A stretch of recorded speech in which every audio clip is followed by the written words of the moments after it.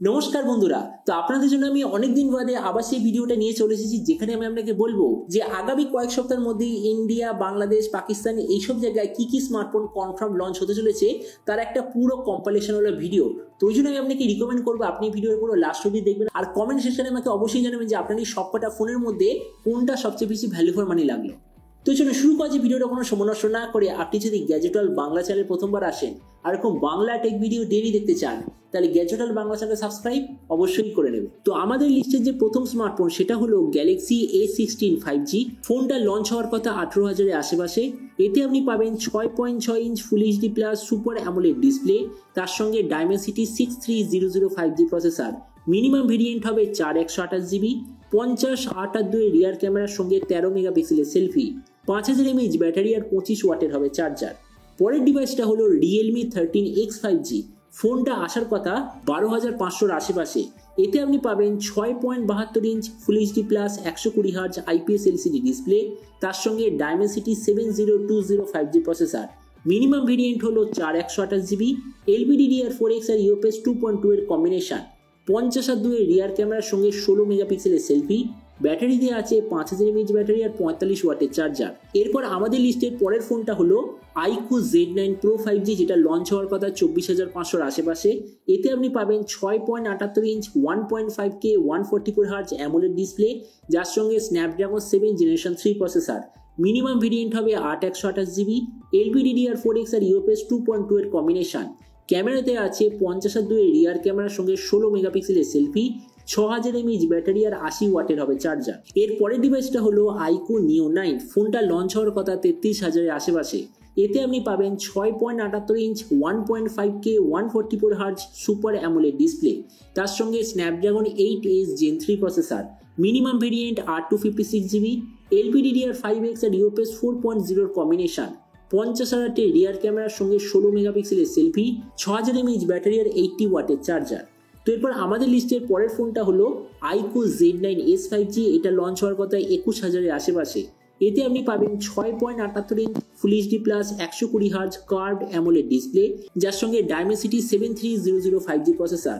Minimum variant 8128GB, LPDDR4X আর UFS 2.2 এর combination, 50/8 রিয়ার ক্যামেরার সঙ্গে 16 মেগাপিক্সেলের সেলফি, 5500 mAh ব্যাটারি আর 44 ওয়াটের হবে চার্জার। এরপর পরের ফোনটা হলো OnePlus 12T, যেটা আসার কথা 46,000-এর আশেপাশে। এতে আপনি পাবেন 6.78 inch 1.5K 120Hz 10 bit curved AMOLED display, তার সঙ্গে স্ন্যাপড্রাগন 8 Gen 3 5G প্রসেসর।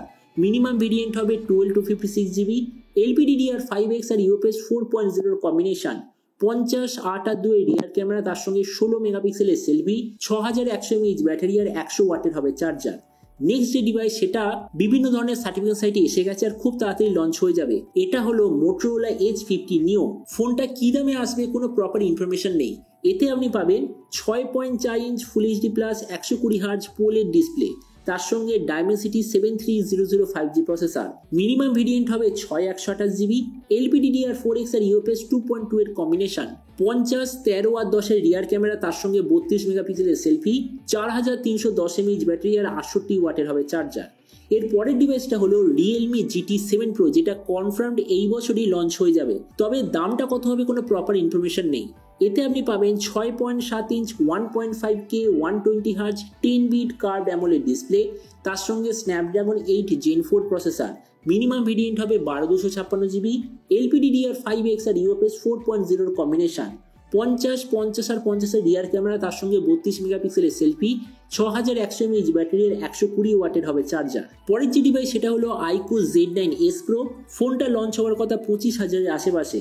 এতে আপনি পাবেন 6.78 inch full HD plus 120Hz curved AMOLED display, তার সঙ্গে স্ন্যাপড্রাগন 7 জেনারেশন 3 প্রসেসর।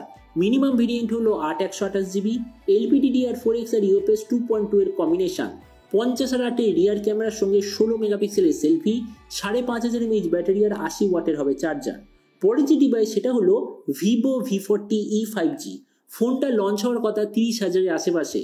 এতে আপনি পাবেন 6.78 inch full HD plus 120Hz curved AMOLED display, তার সঙ্গে স্ন্যাপড্রাগন 6S Gen 3 প্রসেসর।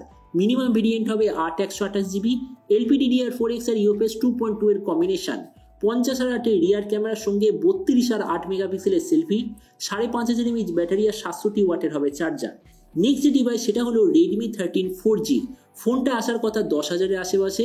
এতে আপনি পাবেন 6.79 inch full HD plus 90 hertz IPS LCD display, তার সঙ্গে Helio G91 ultra processor, minimum variant 6128GB, LPDDR4X আর eMMC 5.1 এর কম্বিনেশন, 108 আর 2 মেগাপিক্সেলের ডুয়েল ক্যামেরা, তার সঙ্গে 13 মেগাপিক্সেলের সেলফি, 5030 mAh ব্যাটারি আর 33 ওয়াটের হবে চার্জার।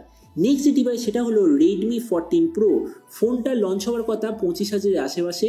এতে আপনি পাবেন 6.67 inch 1.5K 120 hertz 12 bit AMOLED display, তার সঙ্গে Snapdragon 7S Gen 3 processor, minimum variant 8128GB, LPDDR4X আর UFS 3.1 এর কম্বিনেশন, 200 আর একটা 2x টেলিফোটো লেন্স রিয়ার সাইডে, ফ্রন্টে আছে 16 মেগাপিক্সেলের সেলফি, 5500 mAh ব্যাটারি আর 67 অথবা 90 ওয়াটের চার্জার। নেক্সট ডিভাইস সেটা হলো লাভা অগ্নি 3। এটার এক্সপেক্টেড স্পেসিফিকেশন হলো 6.78 inch 1.5K 120 hertz curved AMOLED display, তার সঙ্গে Dimensity 72005G processor, minimum variant 8256GB, LPDDR5 আর UFS 3.1 এর কম্বিনেশন, 50,000 রিয়ার ক্যামেরার সঙ্গে 32 মেগাপিক্সেলের সেলফি, 5500 mAh ব্যাটারি আর 66 ওয়াটের হবে চার্জার। আর এরপর আমাদের লিস্টের লাস্ট ডিভাইসটা হলো Realme 12 4G। ফোনটা আসার কথা 14,000-এর আশেপাশে।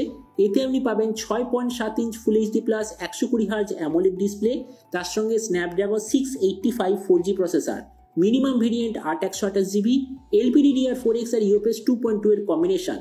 ক্যামেরাতে আছে 50,000 রিয়ার ক্যামেরার সঙ্গে 16 মেগাপিক্সেলের সেলফি, 5000 mAh ব্যাটারি আর 67 ওয়াটের হবে চার্জার। তো আগামী কয়েক সপ্তাহে স্মার্টফোন ওয়ার্ল্ডে টোটাল এইসব স্মার্টফোন কনফার্ম লঞ্চ হতে চলেছে।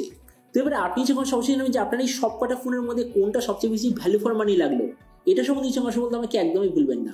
তো চলুন দেখা হবে আগামীকাল একটা টেক ভিডিওতে। Till then stay tuned and always remember, think positive, be positive. Thank you.